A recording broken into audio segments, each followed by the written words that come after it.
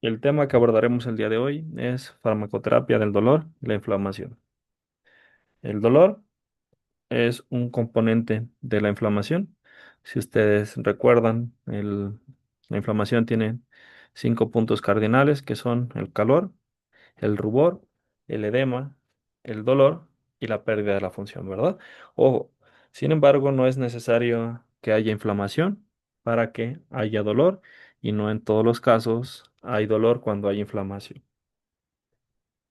Muy bien. Entonces, el dolor, pues básicamente va a ser en la mayor parte componente de la inflamación. Y la inflamación es un tipo de respuesta inmune, ¿verdad?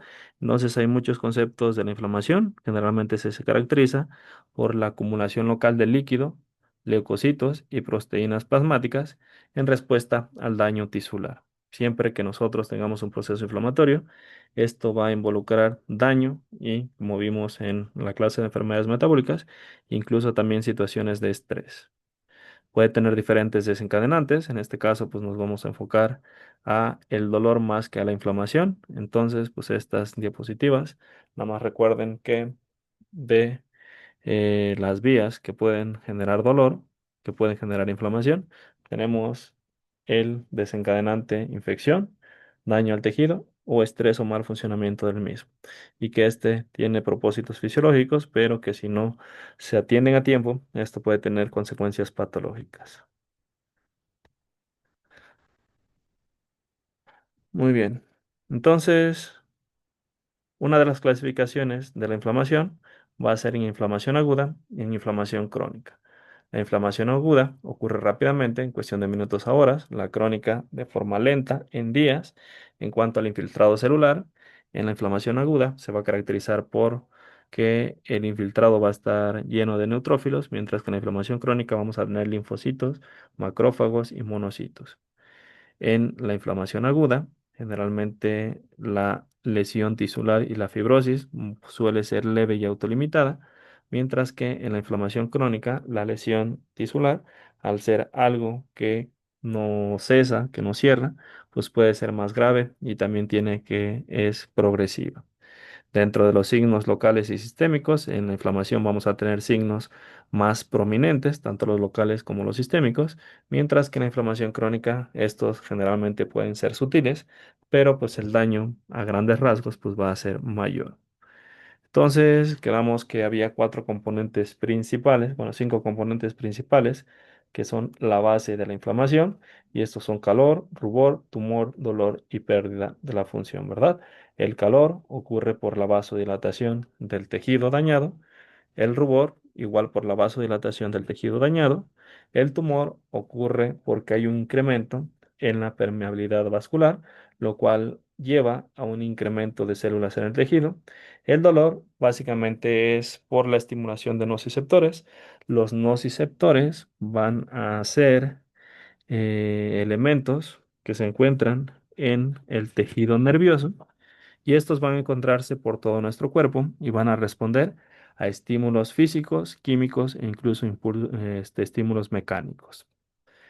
El- la pérdida de función se ve caracterizada porque aparte del dolor hay un reflejo de inhibición del músculo, también hay disrupción de la estructura del tejido y también puede haber fibrasia, fibroblastia o metaplasia. Para fines prácticos, después de un proceso inflamatorio, viene el proceso de recuperación, donde en el proceso de recuperación, si este no ocurre adecuadamente o se complica más de lo que debería tardar, entonces entramos a un proceso de fibrosis, ¿verdad? Y esa fibrosis, pues también puede, esa fibrosis puede también ocasionar que haya continuo cambio celular y eso pueda llevar a metaplasia. Muy bien, aquí podemos observar el contenido de las diferentes tipos de células o del plasma que llega a el infiltrado inflamatorio. En un principio, en cuestión de minutos, tenemos edema. Posteriormente, tenemos la migración de neutrófilos por un proceso que se llama diapedesis y ya después se activa La respuesta inmune, particularmente aquella que es dependiente de monocitos y macrófagos, donde va a haber presentación antigénica, y si esto continúa mucho tiempo, pues incluso puede llegar a que haya linfocitos en la zona. Vamos a tener cambios vasculares asociados a la inflamación. Entonces, estos cambios vasculares van a ser los que se observan en esta imagen. Entonces, en una situación normal, no hay estímulo de vasodilatación, mientras que en un vaso sanguíneo inflamado, lo primero que vamos a observar es un aumento en el flujo sanguíneo. Posterior al aumento del flujo sanguíneo, va a haber extravasación de plasma, lo cual puede llevar también extravasación de proteínas plasmáticas. Esto es lo que va a ocasionar el edema en el tejido. Ya posteriormente va a haber migración de neutrófilos en un proceso que se llama diaperesis. Aquí ya nada más en cuanto a cuestiones clínicas, cuando lo que migra es, bueno, lo que sale o que se extravasa es exclusivamente plasma, decimos que el edema es un trasudado. Mientras que si lo que extravasa tiene un alto contenido proteico y también leucocitos y eritrocitos, entonces decimos que es un exudado, ¿vale? Generalmente, cuando nosotros tenemos un proceso inflamatorio, lo que vamos a tener es un exudado. Cuando nosotros tenemos una alteración en la presión hidrostática del interior del capilar, es entonces cuando vamos a tener un trasudado. Es importante identificar esto porque así nosotros vamos a saber si nuestra anomalía o nuestra fisiopatología es un proceso inflamatorio o bien es simplemente un proceso asociado a un aumento de la presión hidrostática. Muy bien, entonces dentro de las células que van a migrar hacia el sitio de daño, vamos a tener principalmente a polimorfonucleares y macrófagos que van a ser los libadores de citocinas, ¿verdad? También después de que se estimula el hígado, va a liberar proteínas de fase aguda como las del complemento, las cuales también pueden migrar al tejido. Dentro de las citocinas más importantes que participan en la inflamación, tenemos a las citocinas proinflamatorias por excelencia, que son interleucina 1, el factor de necrosis tumoral alfa y también la interleucina 6. Entonces, la interleucina 1 beta, la interleucina 6 y el TNF alfa van a tener diferentes funciones, pero generalmente van a tener funciones complementarias. Ya vamos a ver una tablita más adelante para ver cuáles de estas funciones son propias de cada una de las citocinas. En general, en el hígado van a estimular a las proteínas de fase aguda, particularmente la proteína C reactiva y la lectina de unión amanosa, para que se active un proceso que se llama complemento. También van a viajar a la médula ósea para la movilización de neutrófilos. Recuerden que los neutrófilos son las principales células fagocíticas. En el hipotálamo van a aumentar la temperatura corporal y también viajan al tejido adiposo y al músculo para la movilización de proteínas y de carbohidratos para que puedan tener más energía las células y esto también ayuda al incremento de la temperatura corporal en un proceso que particularmente ocurre en la grasa que se llama browning. ¿Por qué nuestro cuerpo aumenta la temperatura? Porque cuando se aumenta la temperatura, la replicación de virus y bacterias va a ser más lenta. Además, la presentación antigénica y los procesos enzimáticos van a ocurrir con mayor eficacia, ¿vale? Entonces hay un dilema en el cual pues, no voy a participar. Ya a ustedes les tocará debatir con otros colegas sobre si el hecho de cortar la fiebre va a ser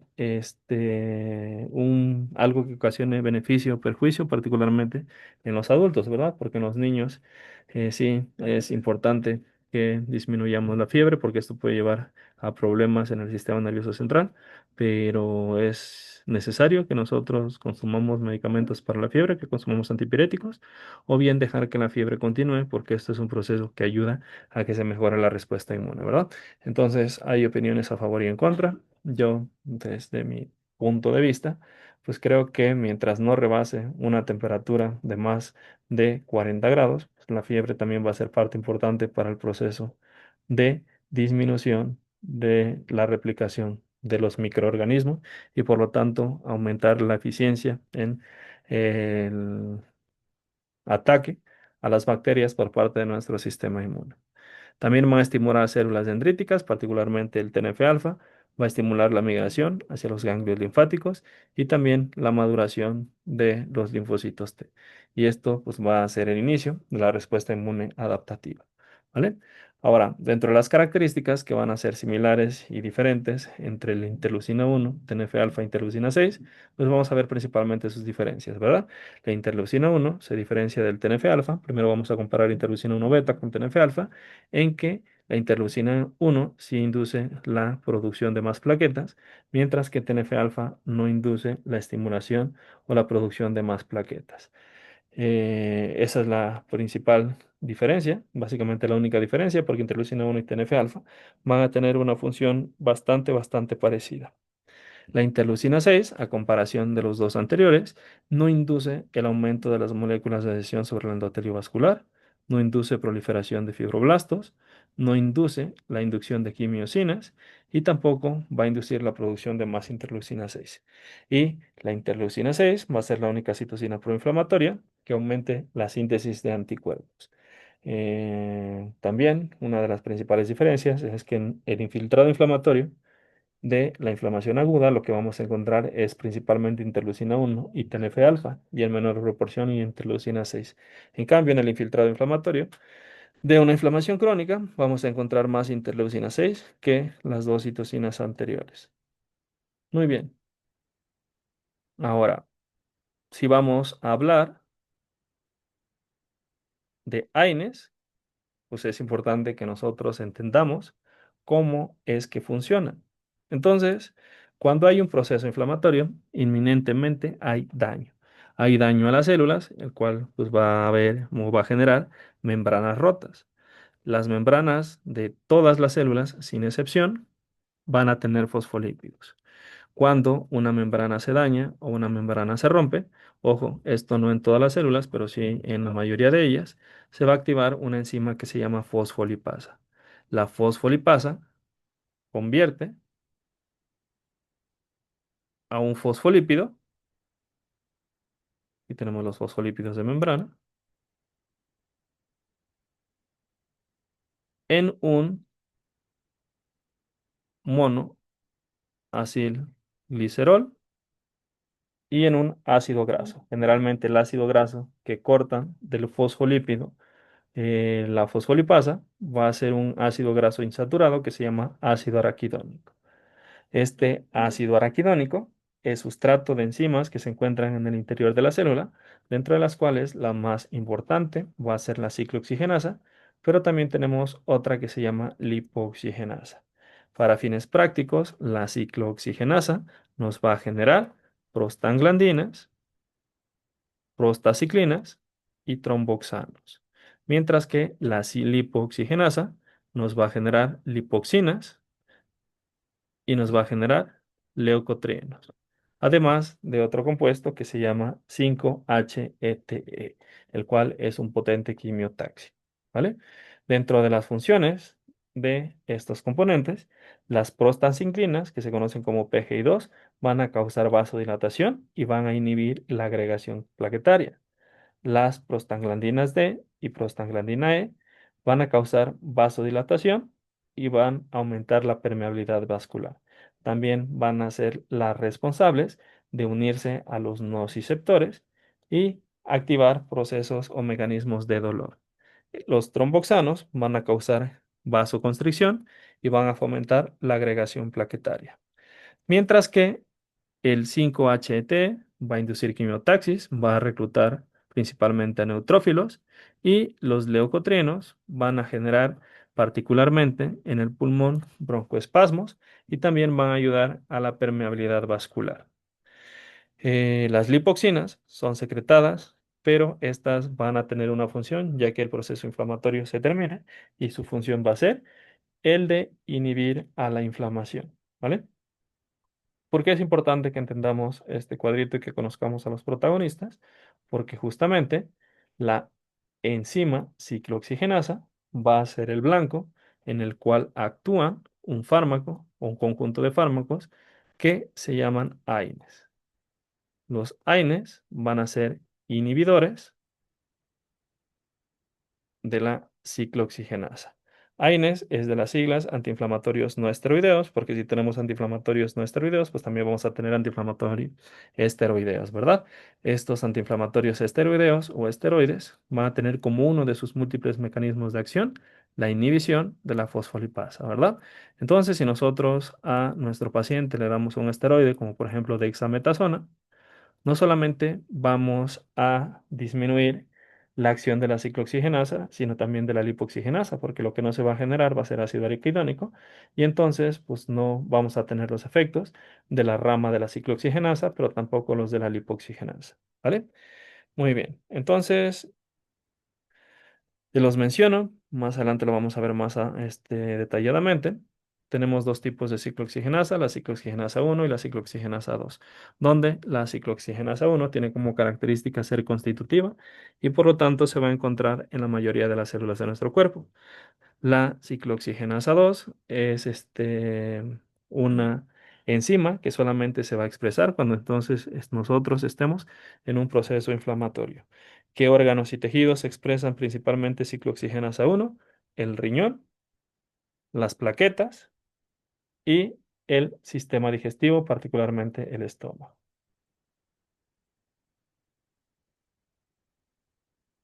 Muy bien. Entonces, a todos los derivados del ácido araquidónico les vamos a llamar eicosanoides, porque se caracterizan por tener 20 carbonos. Entonces, esta es la estructura del ácido araquidónico. Esta se obtiene, esta molécula se obtiene cuando los fosfolípidos de una membrana dañada son atacados por la fosfolipasa A2 y esto nos va a generar el ácido araquidónico.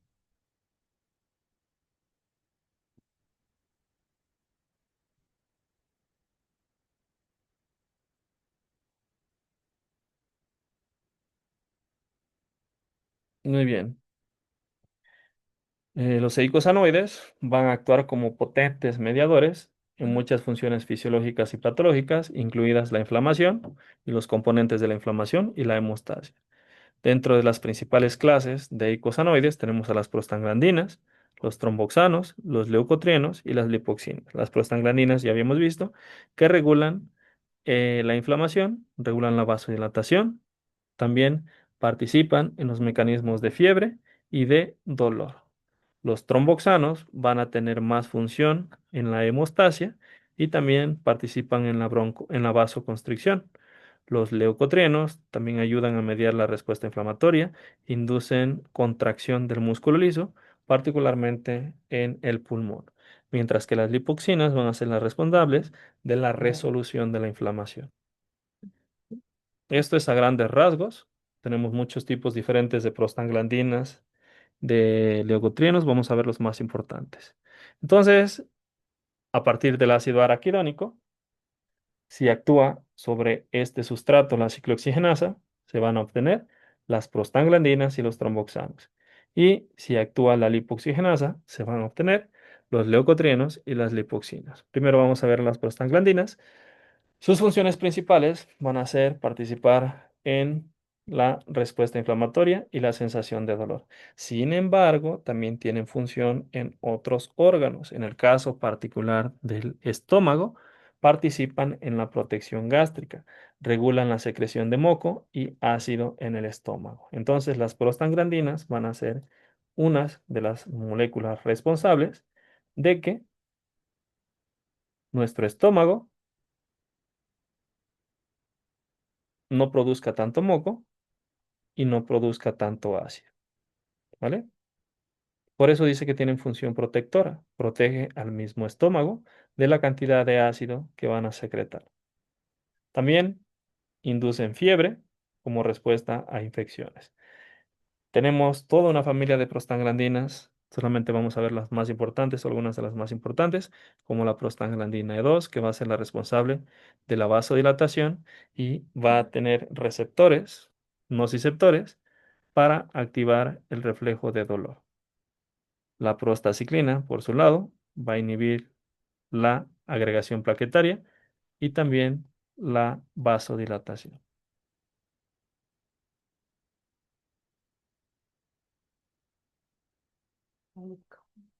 Los tromboxanos van a participar principalmente en la hemostasia. El tromboxano A2 va a ser un potente agente agregante plaquetario y vasoconstrictor. Los leucotrenos van a ser broncoconstrictores principalmente, siendo los leucotrenos 4, leucotrenos D4 y leucotrenos C4 los responsables de la contracción del músculo liso bronquial y el aumento de la permeabilidad vascular. Las lipoxinas ya habíamos visto que participan en la resolución de la inflamación. Los AINES van a actuar impidiendo la función de la ciclooxigenasa, tanto de la 1 como la 2, algunos más de la 1, otros más de la 2, otros exclusivamente de la 2, pero esto va a generar que ya no se sinteticen ni prostaglandinas ni tromboxanos, mientras que los glucocorticoides van a inhibir a la fosfolipasa 2, impidiendo que se genere el ácido araquidónico.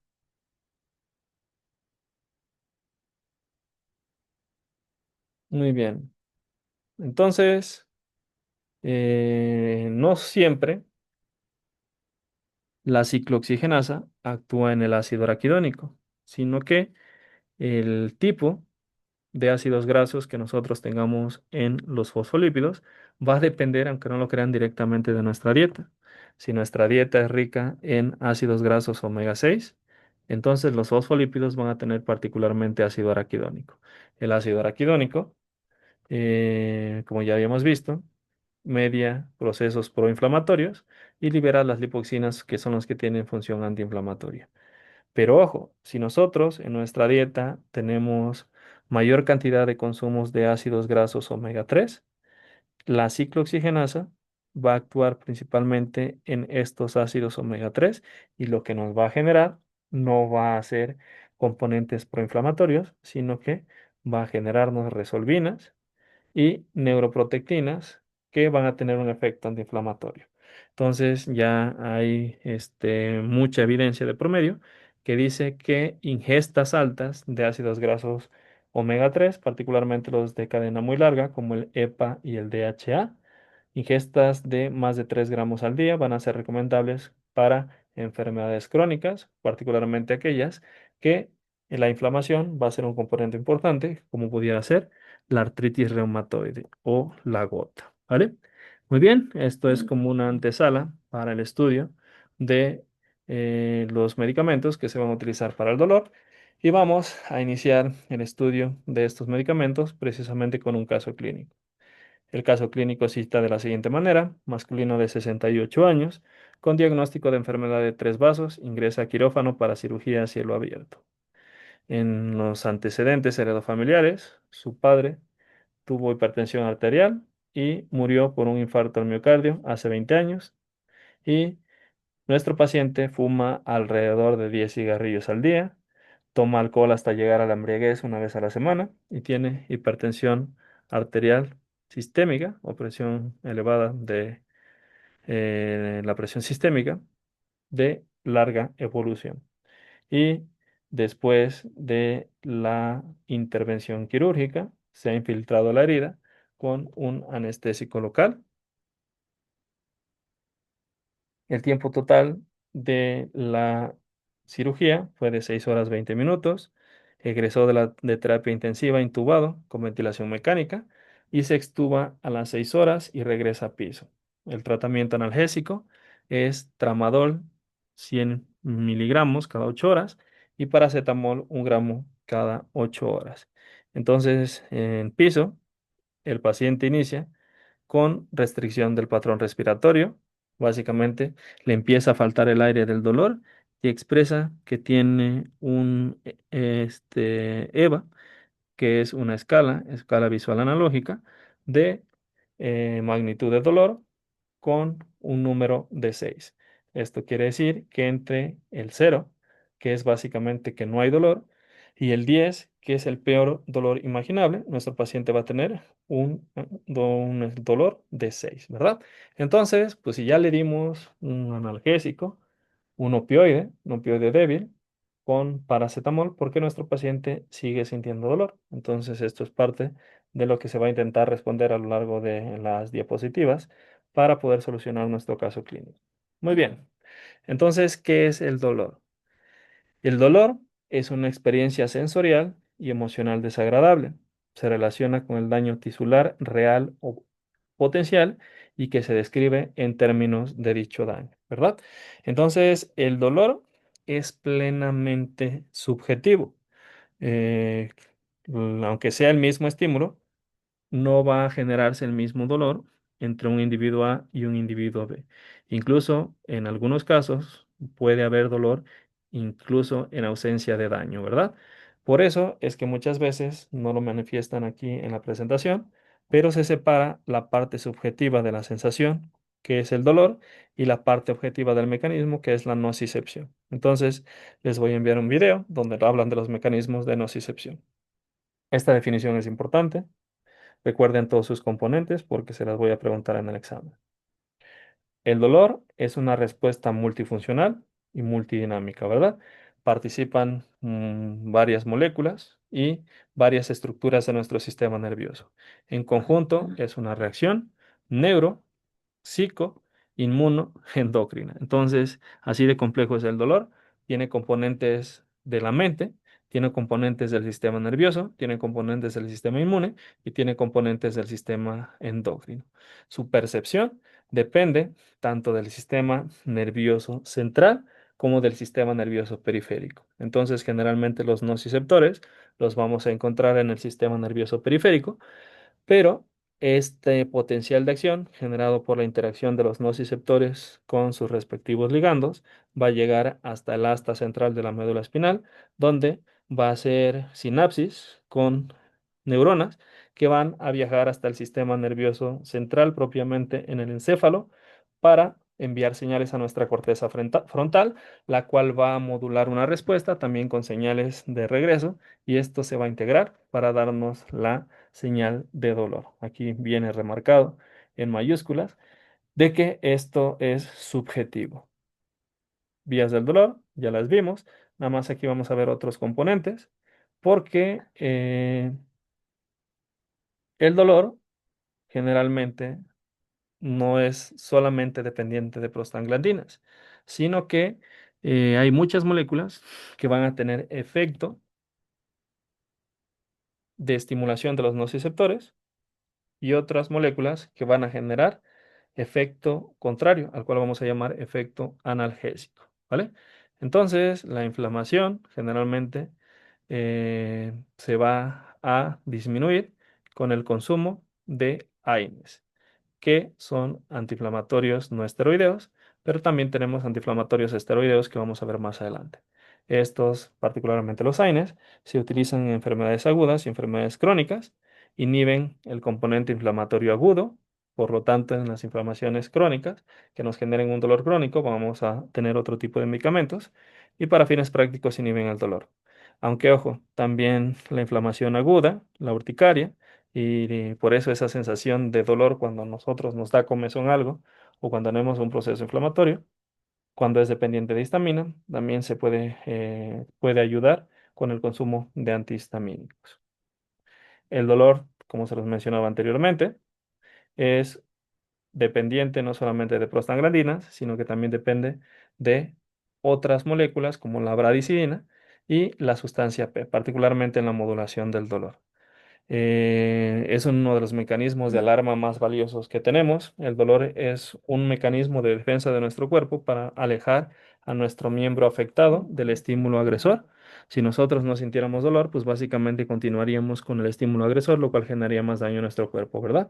Y recuerden cuando nosotros vimos la clase de pie diabético, como las personas que pierden sensibilidad eh, en el pie, particularmente los que tienen diabetes, pues van a generar más daño a su miembro, más daño a su tejido, lo cual va a llevar a que este daño muchas veces ya sea irregenerable, lo cual pues va a llevar a la amputación de ese miembro. Entonces el dolor es un mecanismo evolutivo de alarma y uno de los más valiosos que tiene nuestro cuerpo. Ahora, así como tenemos sustancias que van a inducir dolor, también tenemos sustancias que van a tener un efecto analgésico. Nuestro propio cuerpo genera efecto analgésico con unas sustancias que en conjunto se llaman endorfinas.